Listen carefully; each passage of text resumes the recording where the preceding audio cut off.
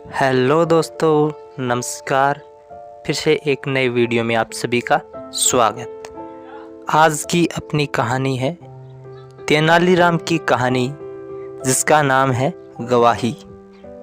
तो एक और शानदार तेनालीराम की कहानी पूरी सुने और ऐसी ही हिंदी कहानियाँ सुनने के लिए चैनल को सब्सक्राइब ज़रूर करें, वीके कहानी की डायरी को। तो चलो दोस्तों, बिना देरी के कहानी शुरू करते हैं। एक बार की बात है कि सम्राट कृष्णदेव राय के दरबार में रामदेव नाम के किसी व्यक्ति ने फरियाद की, महाराज, मेरे मालिक ने मेरा एक हीरा हड़प लिया है, वह मुझे दिलाया जाए। कृष्णदेव राय ने उसे पूरी बातें बताने को कहा।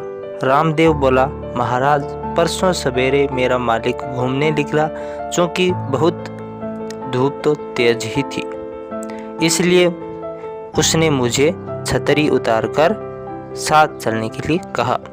यानी छतरी उतारकर मतलब एक विशेष स्थान पर छतरी रखी थी, उसको लेकर और कहा कि तान कर मेरे साथ चलो। हम दोनों शिव मंदिर की सड़क पर ही थे कि धूल भरी गर्म हवा चलने लगी, छतरी भी उड़ उड़ जाने लगी। मैंने मालिक से शिव मंदिर के पिछवाड़े बने छप्पर के साइबान में रुकने को कहा। मालिक मान गया। हम दोनों साइबान के नीचे जाकर खड़े हो गए। अचानक मेरी दृष्टि साइबान के कोने में पड़ी। लाल रंग की एक पोटली पर पड़ी। मालिक ने अनुमति लेकर मैंने उस पोटली को उठा लिया। खोला तो उसमें बेर के आकार के 2 हीरे बंधे पाए। हीरों को देख हम दोनों की आंखें चौंधिया गई।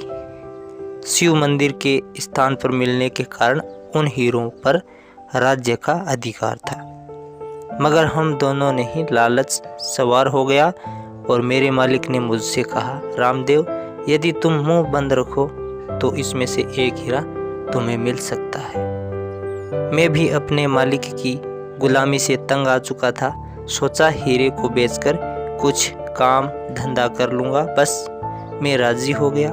मगर हवेली में लौटकर मेरे मालिक ने मेरे हिस्से का हीरा देने से भी इनकार कर दिया। इसके बाद रामदेव हाथ जोड़कर गिड़गिड़ाया, आप न्याय के अवतार हैं, मेरे साथ न्याय कीजिए। सम्राट कृष्णदेव राय ने रामदेव के मालिक को बुलाया। पूछताछ की तो रामदेव का मालिक बोला, अंधा था।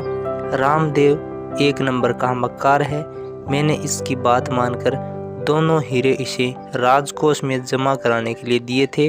कल मेरे पूछने पर इसने बताया कि वे हीरे राजकोष में जमा करा आया है।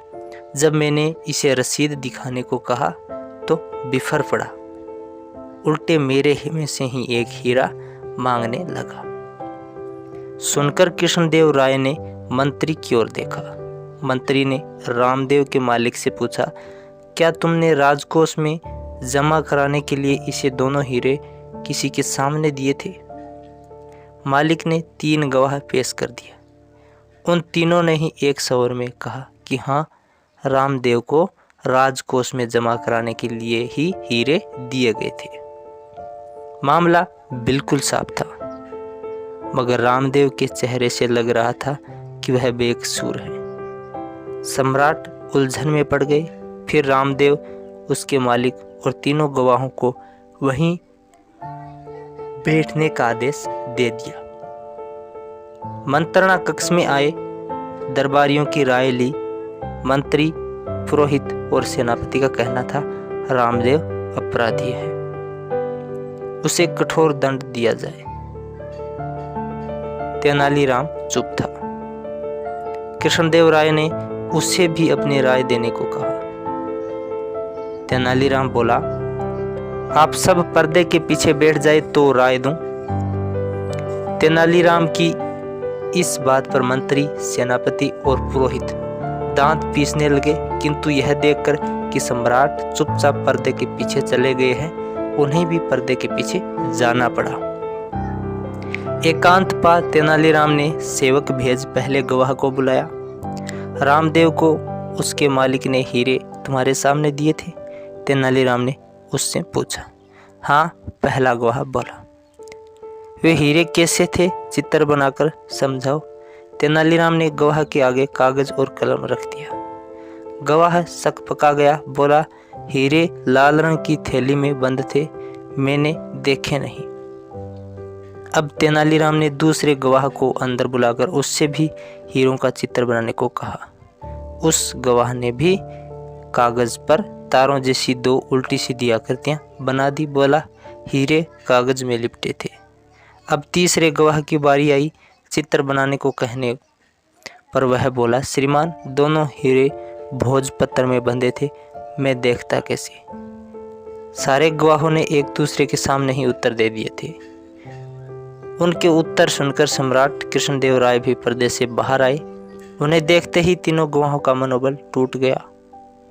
सम्राट ने क्रोध से उनकी ओर देखा तो वह हाथ जोड़कर बोले, महाराज, हम भी रामदेव की तरह इस मालिक के नौकर हैं।